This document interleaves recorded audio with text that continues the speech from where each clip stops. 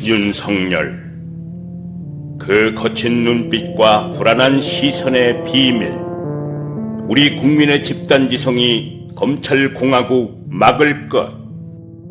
이준석과 갈등을 극적으로 봉합하고 김종인을 총괄 선대위원장으로 모신 채 선대위 출범식을 가진 윤석열은 여전히 눈빛이 거칠고 시선이 불안해 보인다. 인간의 눈은 마음이 투영된 것으로 그만큼 윤석열이 뭔가에 초조해하고 있다는 뜻이다. 사람의 표정이나 버릇은 고치려 해도 부지불식간에 다시 나오게 마련이다. 윤석열이 아무리 도리도리나 쩍발 버릇을 고치려 해도 고쳐지지 않은 위치와 같다. 그것을 의식하는 자체가 어색한 표정을 짓게 하기 때문이다. 윤석열은 겉으로는 술을 마시며 호탕한 척 보이지만 그의 눈빛을 자세히 들여다보면 전혀 그렇지 않다. 호탕함을 가장한 두려움 같은 것이 그림자처럼 어려있다.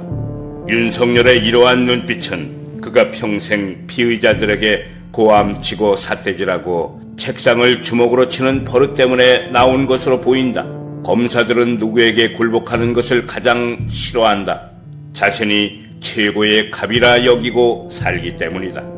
이러한 기질이 청문회 때 검찰총장은 법무부 장관의 부하가 아닙니다 란 어록을 남기게 한 것이다. 판사 출신보다 검사의 눈빛이 날카롭고 거친 것은 직업의 특징에 따른 것인지 모르나 윤석열은 유독 눈빛이 사납다. 보통 눈빛은 상대에 대해 적의를 품을 때 사나워지는데 그래서인지 윤석열은 말을 할 때도 대선 후보답지 않은 조폭식 언어를 구사한다. 가령 증거를 대보라고 하십시오. 내가 대통령이 되면 이재명을 반드시 구속시키겠다. 검찰이 수사를 그따위로 하느냐? 라고 한 말이 대표적인 예다.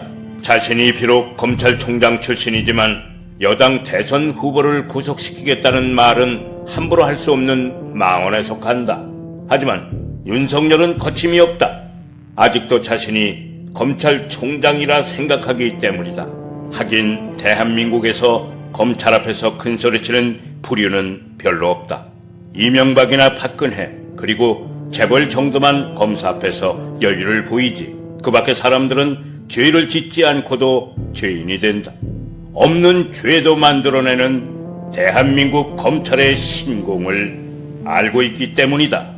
검사들은 자신들이 계획하고 마음만 먹으면 누구든 구속시킬 수 있다는 근거 없는 자신감 속에서 살아가는 족속들이다. 수많은 재벌들이 검사에 의해 구속되었고 천하의 이명박근혜마저 검찰 손에 의해 감옥으로 갔다. 현실이 그러니 검사들은 스스로 자신들을 취해법권으로 여기며 검찰공화국이라는 견고한 카르텔을 형성해 누구든지 거기에 저항하는 사람은 속말로 골로 보내버릴 수 있다고 생각한다.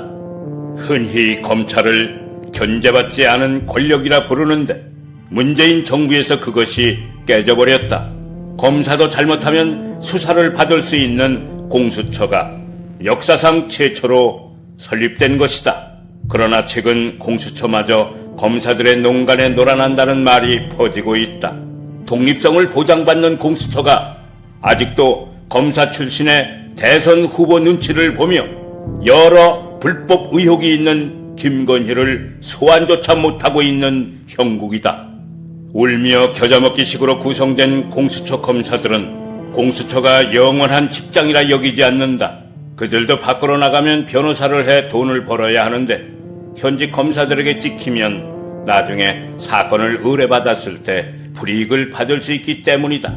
그런 식으로 찍힌 판 검사는 나중에 대형 로펌에서도 거부한다. 대형 로펌에 가야 큰 사건을 의뢰받고 검사들의 진짜 퇴직금으로 불리는 전관 예우 대우를 받을 수 있다는 것은 주지의 사실이다.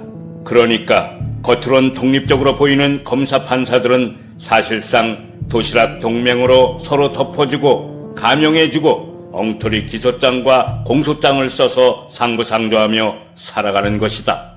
거기에 학연, 지연, 혈연이 작용하는 것은 불문가지다. 수사권, 기소권, 영장 청구권을 모두 가진 무소불위의 집단인 검찰은 판사마저 사찰에 결정적일 때 써먹는다.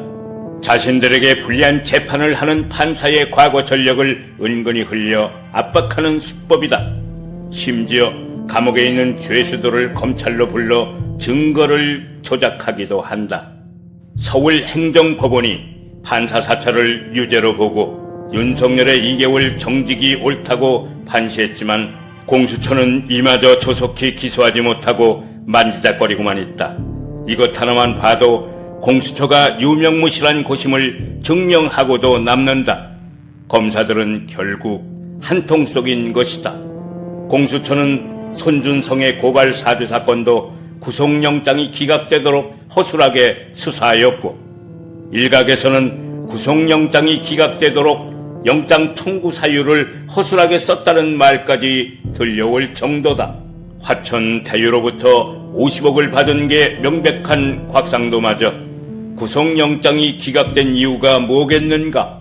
만약 곽상도 건이 밝혀지면 하나은행과 SK까지 수사가 진행되어 소위 실세들이 모조리 구속되기 때문이다.